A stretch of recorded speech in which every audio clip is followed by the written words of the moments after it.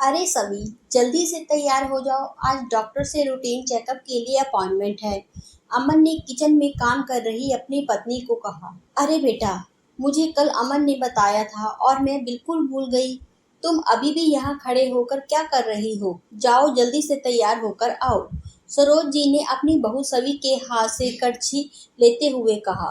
माँ, आप भी चलो ना मेरे साथ। आप साथ होते हो तो हिम्मत बनी रहती है। सवी ने सासू माँ के गले में बाहें डालते हुए कहा।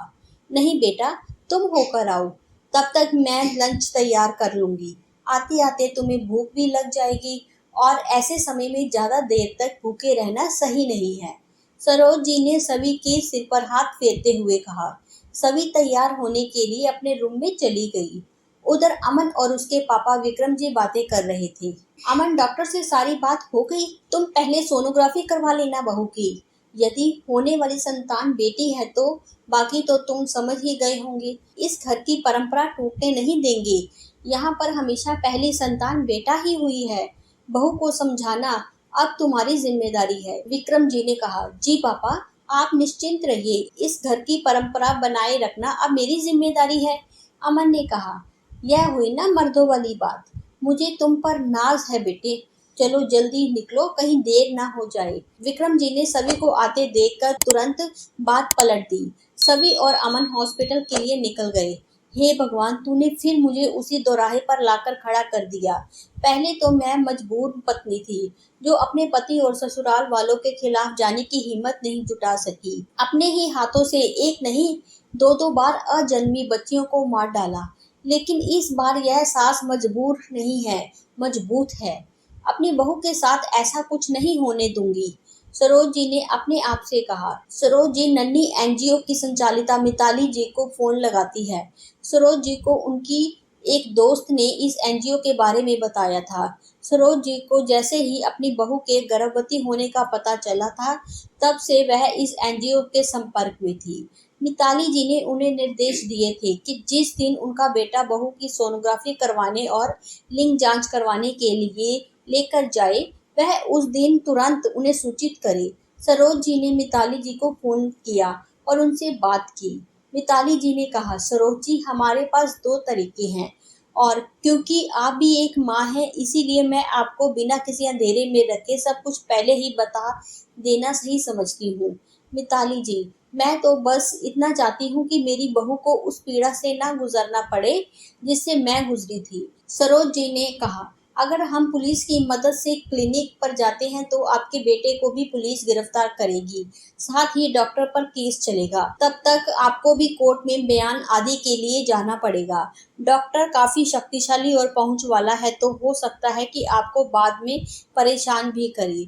दूसरा तरीका यह है कि आप अपने बेटे को डरा धमकाकर पुलिस और एनजीओ का भय दिखाकर समझाओ।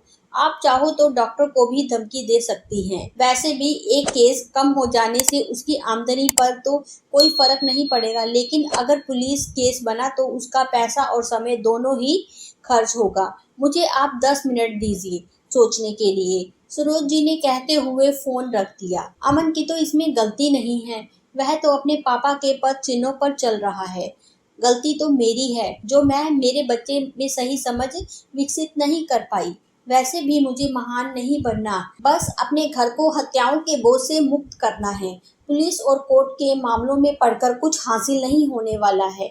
मुझे अमन और डॉक्टर दोनों को ही डरा धमकाकर इस हत्या को होने से रोकना होगा। सरोज जी सोचते हुए अंतिम निर्णय तक पहुंच ही गई थी। उन्होंने मिताली जी को अपने निर्णय से अवगत कराया और उनकी मदद से पहले डॉक्टर से बात की। डॉक्टर थोड़े से ना नुकुर के बाद मान ही गया। उधर सोनोग्राफी की रिपोर्ट से पता चला कि सभी के गर्भ में पलने वाला शिशु कन्या है। अमन डॉक्टर से सभी के अबॉर्शन की बात ही कर रहा था कि तभी घर से विक्रम जी का फोन आ गया। अरे अमन, जल्दी से घर आ जाओ, सभी के लिए डॉक्टर से कल अपॉइंटमेंट ले लेना। तुम्हारी मम्मी को शायद हॉस्पिटल ले जाना पड़ेगा, सांस लेने में तकलीफ हो रही है। अमन तुरंत घर पहुंचता है। तब तक लता जी सामान्य हो जाती हैं। क्या हुआ पापा, माँ को सभी पूछती है। अरे कुछ नहीं, तुम्हारे पापा को तो जानती ही हो, कितनी जल्दी घबरा जाते हैं। और सब ठीक है ना? डॉक्टर ने क्या कहा? सरोज जी ने कहा। हाँ माँ, सब ठीक है। आप मेरी इतनी फिक्र करते हो कि खुद का ध्यान रखना ही भूल जाते हो, सभी ने कहा।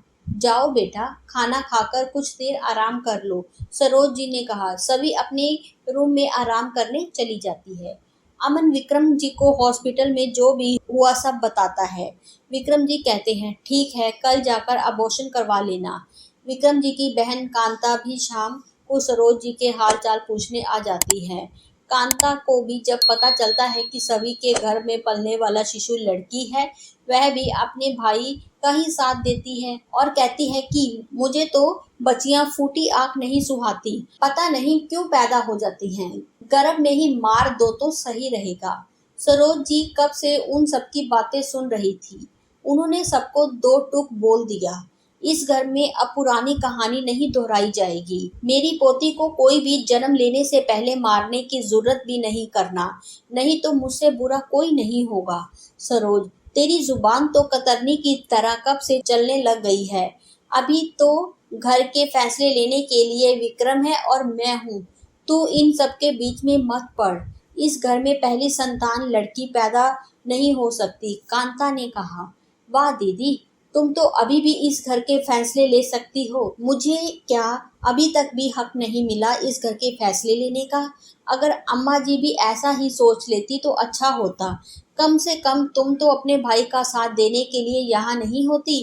तुम कैसी औरत हो जो बेटियों से इतनी नफरत करती हो? अमन, मैंने एक कन्या भ्रूण हत्या रोकने के लिए काम करने वाले एनजीओ में बात कर ली थी। तुम्हारे डॉक्टर को भी यह बता दिया है कि अगर उसने सभी का एबॉर्शन किया तो उसका क्लिनिक और प्रैक्टिस दोनों ही बंद हो जाएंगे।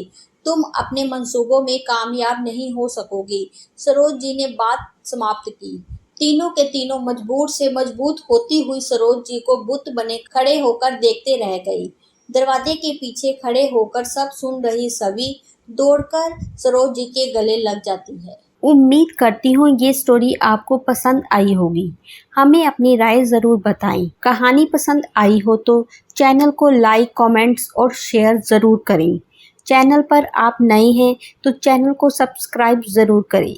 धन्यवाद।